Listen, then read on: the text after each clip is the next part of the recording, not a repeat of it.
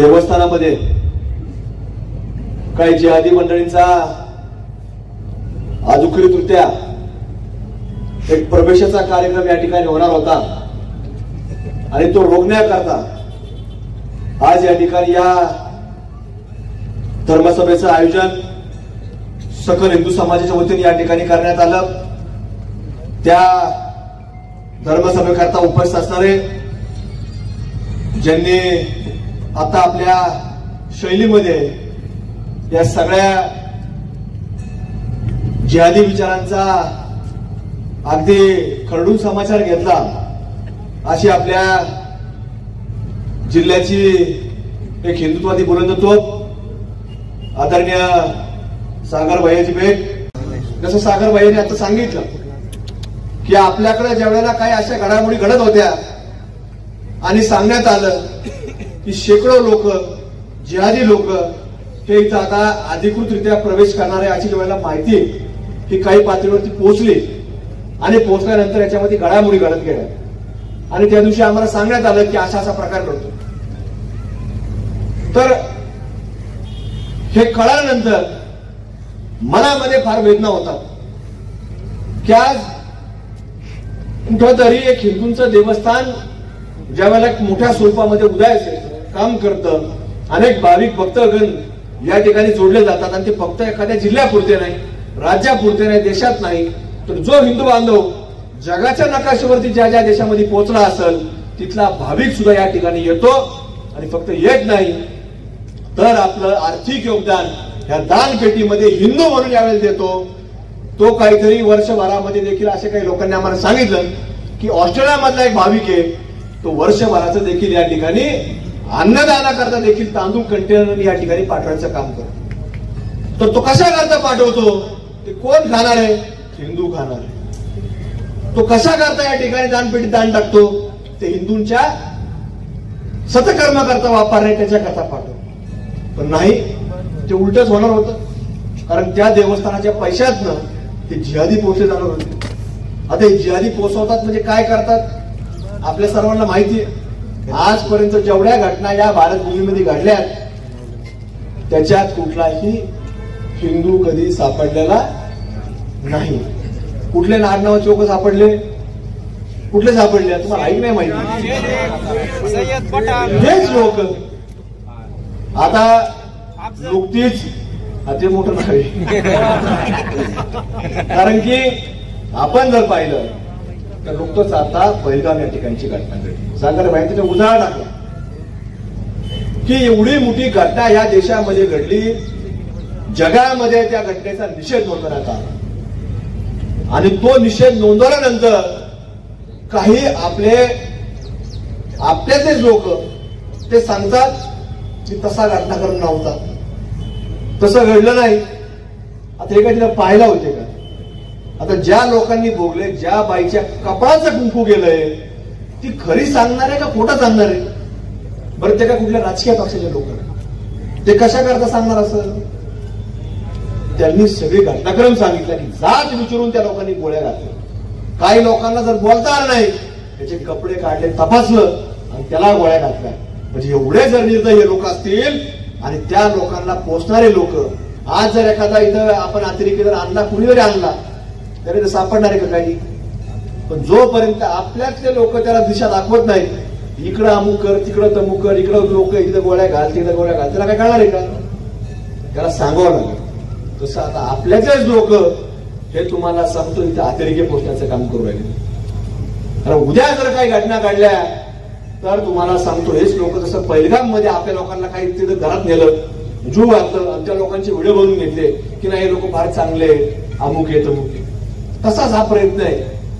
मग तुम्हाला सांगतो आज तुम्ही लोक आता इथे स्थानिक आहे साहेब, आता यांनी मग सागर भाईंनी सांगितलं ते आता त्यांचं चाललंय की कामावर येत नाही म्हणून टेक्निकल पॉईंट असतात। आता आपल्याकडे हा सगळा कायदा टेक्निकल पॉईंटवरतीच होतो। आता ही आपली जबाबदारी आहे की आपण याच्यामध्ये बारकाईने लक्ष दिलं पाहिजे।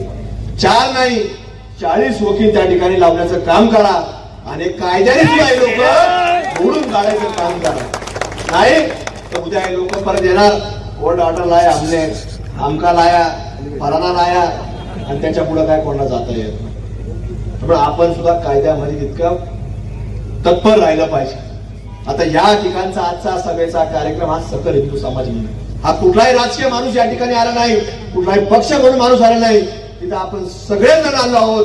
अगदी शेवटचा माणूस या ठिकाणी उभा आहे, तो कोणाच्या समर्थनासाठी आलेला नाही, तो फक्त आणि फक्त हे शैलेश्वर देवस्थान हिंदूंचं राहिलं पाहिजे, अखंड भारताचं राहिलं पाहिजे, याच करता या ठिकाणी आज जमा झाला. आज एवढा पाऊस झालाय, रस्त्याने झाडं पडले, पुढे काही नद्याला वड्याला पाणी आले, पण तरी सुद्धा आपण इथपर्यंत पोहोचलेलो आहोत.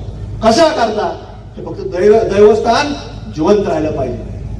हे तुम्हाला सांगतो. आज आता कोणी 114 आलं म्हणतो, कोणी 118 आलं म्हणतो, कोणी 100 आले म्हणतो. आपण एक सुद्धा यायचा काय कामाला तर काही विषय नव्हता. एक जरी आला तुम्हाला सांगतो तरी हळूहळू तो काय करतो, आपलं मानसिकता तयार करतो. काय तयार करतो की शनि भगवान प्रसन्न हो जाते. कब होंगे? जब आप हरी चादर चढ़ाओगे वो प्रसन्न हो जाएंगे. ऐसा हळूहळू मानसिकता तयार करतात. श्री भगवान प्रसन्न हो जाएंगे. कब हो जाएंगे?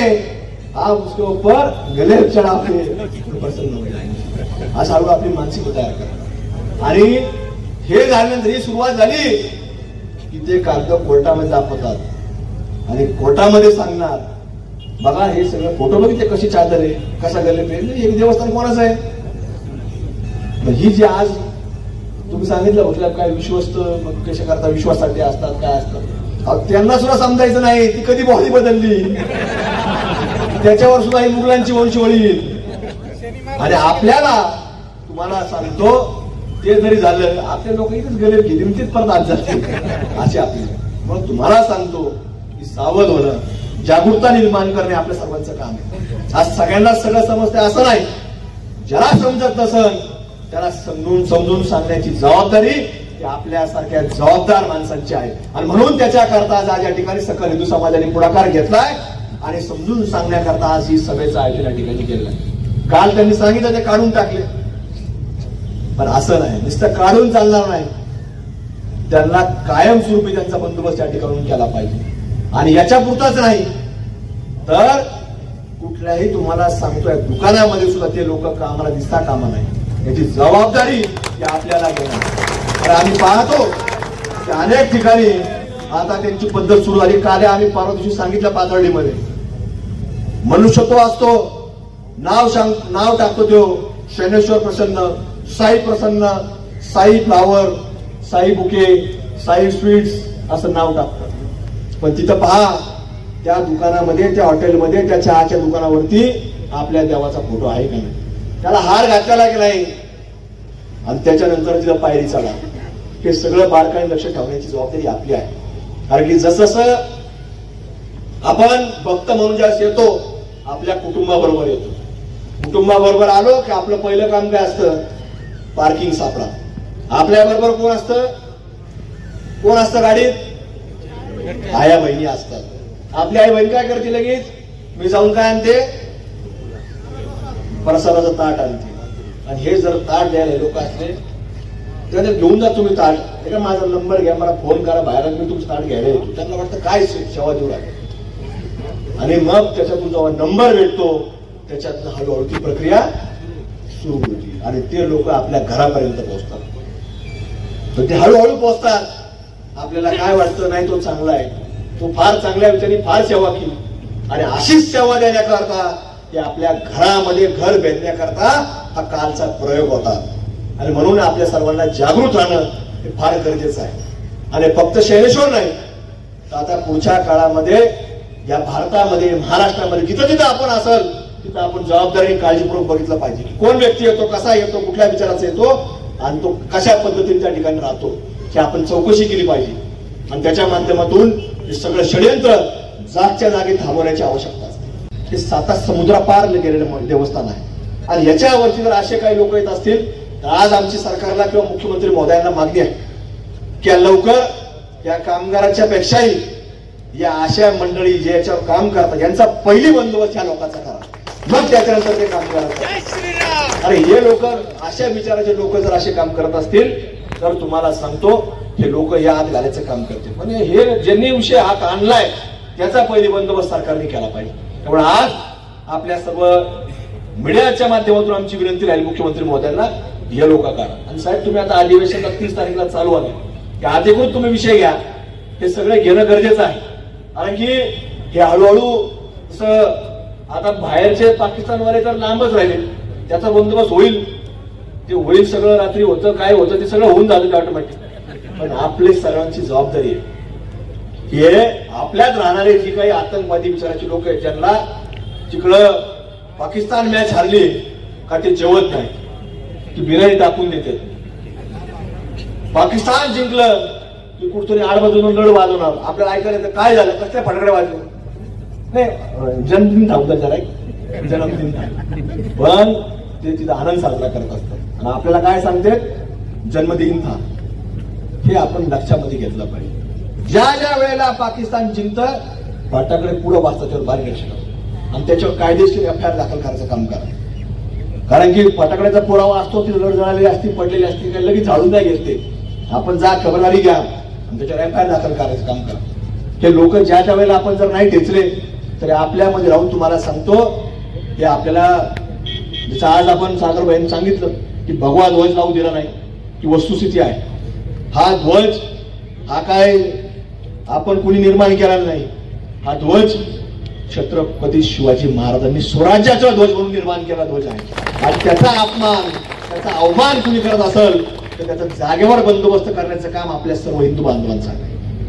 आणि म्हणून या सगळ्या माध्यमातून आपण जसा भगवा ध्वज या ठिकाणी उभा करतोय, आपण जर यांना अशाच पद्धतीने केलं, मतासाठी जर आपण काम करत बसलो तर आपल्याला काही दिवसानंतर त्या लोकांचा विचार केला तर आपल्याला ते म्हणतील झेंडा लगाने का आप जरा नारियल फोडणे का.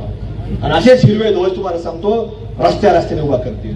आणि मतासाठी लालची असणारे लोक ते भगव्या ध्वजाला सुद्धा तुम्हाला सांगतो पैसे देतील, कॉन्क्रीटला उभा राहतील, पाणी मारायला लहान लहान पोरं पाठवतील आपल्या घरात, ते फक्त मतासाठी करतील. त्यामुळे मताच्या राजकारणापेक्षा पहिली आपला देश, देव आणि धर्म याच्याकरता आपण प्राधान्य दिलं पाहिजे आणि त्याच प्रकारे आपण काम केलं पाहिजे. हे स्वराज्याचा ध्वज हा छत्रपती शिवाजी महाराजांनी विचाराने उभा केलेला आहे आणि तो विचार घेऊन जाण्याची जबाबदारी ही हजारो वर्ष ही आपल्या सर्वांची आहे. आज आपण प्रत्येकाने पुढच्या माणसाला दिली पाहिजे की धर्म काय असतो, छत्रपती शिवाजी महाराज काय होते. आणि म्हणून त्या बाजूतूनच सगळ्यांनी आपल्याला काम करण्याची आवश्यकता आहे. आज हे फक्त देवस्थानापुरता विषय नाही, हा आपल्या प्रत्येकाच्या अस्मितेचा विषय. इथून पुढच्या काळामध्ये कुठलाही व्यक्ती या ठिकाणी येणारे, आता मी पाहिलं त्या दिवशी काहीतरी ऍप निर्माण केलं म्हणजे देवस्थानचं काहीतरी ऍप झालं, 100 कोटी त्याच्यावरही ऍप मध्ये सुद्धा जर पाहिलं तर ऍप मध्ये असं होतं की तुम्हाला बुकिंग करायची आणि बुकिंग केल्यानंतर मग जिथं बुकिंग होईल ते काय हार त्याच्याकडून लगेच तुम्हाला जागेवर मिळेल, काय फुलं मिळतील, तेल मिळेल, असं काहीतरी होतं ते. आणि त्याच्यामध्ये सुद्धा सप्लायर, जसं तुम्ही मला सांगितलं ते भाजी पुरवणार कोण बागवाने, तसे सप्लायर त्याच्यामध्ये आहेत. तर असं ऐकलंय, आता अधिकृत माहिती अजून काही मिळालेली नाही त्याच्यामध्ये. पण या अशा सगळ्या गोष्टी आपल्याला थांबवणं गरजेचं आहे. आज जर असंच घडत गेलं तर आपल्याला जसं मुघल हे सगळे पुढे पुढे आले ते महाराष्ट्रापर्यंत, तसं तसं तुम्हाला सांगतो ते लोक आपल्यात आतूनच सुरू झालेले. पण आपल्या सर्वांची जबाबदारी आहे की कुठेही यांचा उगम होता कामा नाही. आपलं प्रत्येक देवस्थान हे छोटं जरी असलं तर त्याची तेवढी निगा राखणं आपल्या सर्वांचं कर्तव्य आहे. आणि म्हणून त्याच भावनेतनं आजचा सकल हिंदू समाजाचा एक भव्य दिव्य मोर्चा आज या ठिकाणी आयोजित करण्यात आलेला आहे. सर्व आपल्या गोमातांच्या कत्तल करण्याचा असेल किंवा आपल्या सगळ्या बोंग्यांचा असेल, त्या वेगवेगळ्या विषयांवर त्यांचं उपोषण सुरू होणार आहे. आणि या सगळ्या बाबींकडे देखील आपण गांभीर्याने लक्ष दिलं पाहिजे. आज आपला हा सगळा कार्यक्रम संपल्यानंतर आपण सर्वांनी आता इथून गेल्यानंतर आपले जे स्थानिक माणसं असतील, लंगे साहेब, आपण सगळे मान्यवर मंडळी याच्यावरती आता बारीक लक्ष ठेवण्याचं काम करा. कारण की लक्ष जर दिलं नाही तर ही लोक वरच्यावर काहीतरी जातील, काहीतरी आता सेटलमेंटचा विषय असतो, ते झाल्यानंतर हे पुन्हा या आपल्यामध्ये सहभागी होतील आणि आपल्याला त्याच्यामध्ये कुठली प्रक्रिया राबवता येणार नाही, असं देखील होता कामा नाही. आणि म्हणून जिथं धर्माचा विषय येईल तिथं कुठल्याही प्रकारची राजकीय कॉम्प्रोमाइज होता कामा नाही. याची देखील जबाबदारी की आपल्या प्रत्येक व्यक्तीने ती घेण्याची जबाबदारी आहे. बाकीच्या तडजोडी सगळ्या वेगवेगळ्या क्षेत्रामध्ये होत असतात, पण धर्माच्या बाबतीमध्ये कुठल्याही प्रकारची कॉम्प्रोमाइज जर कोणी करत असेल तर तुम्हाला सांगतो, आपण छत्रपती शिवाजी महाराजांचा अवतार घ्यायचा आणि समोरचा व्यक्ती फक्त अफजल खानाच्या रूपाने पाहायचा आणि त्याचा पोतळा पाहायचा, एवढं माझं लक्षात. अगर शिरडी के कंपाउंड के अंदर अगर साईं बाबा के समाधि का पैसा अगर ट्रस्ट को जाता है और यही समाधि दूसरी है जो अब्दुल बाबा की, उसका पैसा वो लोग लेके जाते हैं, उनको कोई पूछता भी नहीं. इसलिए आज सागर भैया अपन यहां से निश्चय लेते, शनि शिंगणापूर झाकी है, शिरडी अभी बाकी है. छत्रपती शिवाजी महाराज की